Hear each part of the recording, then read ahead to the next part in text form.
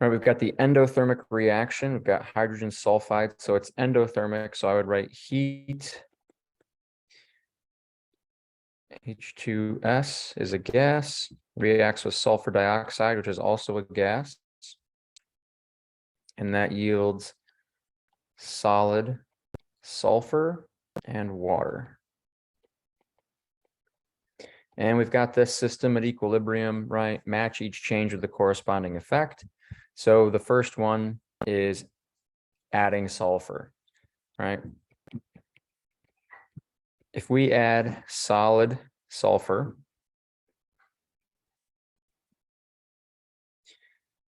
that's going to have no impact. It's going to have no effect on the equilibrium because, again, it's a solid. I can add it, I can take it away. It's not going to shift my equilibrium. It doesn't show up in the equilibrium expression for that reaction.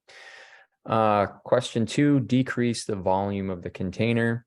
So if I decrease the volume, that's going to have an impact on things in the gas phase. So for the gas phase, I've got 3 moles here, and I've got 2 moles here.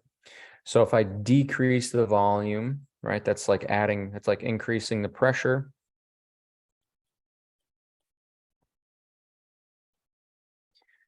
Right, high pressure favors the side with fewer moles. Fewer moles can occupy a smaller volume. So that's going to increase the pressure of water. That's going to push this equilibrium farther to the right. If I lower the reaction temperature, so lowering the reaction temperature, so if I'm taking heat out, if I take heat out, Le Chatelier's principle says the equilibrium will shift in a way to replace what was lost, right? So that would shift the equilibrium to the left. So if I remove heat, equilibrium moves to the left. That's going to decrease the pressure of water because we're shifting that equilibrium to the left. If I increase the pressure of sulfur dioxide, right, that's our next question. Increase the pressure of sulfur dioxide. Well, that's a reactant. If I increase that, I'm going to push the reaction farther forward.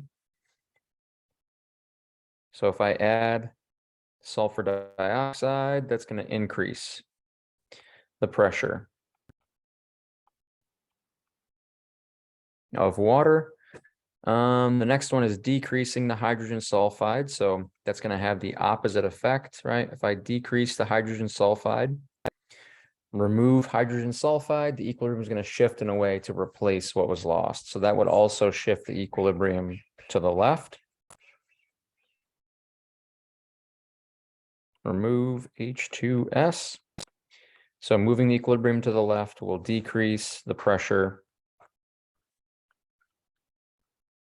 of water. And then let's see, is that the last? No, one more. So 6, adding nitrogen.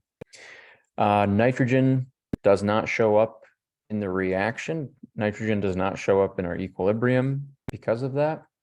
So it's going to have no effect. Yes, it does increase the pressure, but it's going to increase the partial pressure of everything. So adding nitrogen, it's going to have no effect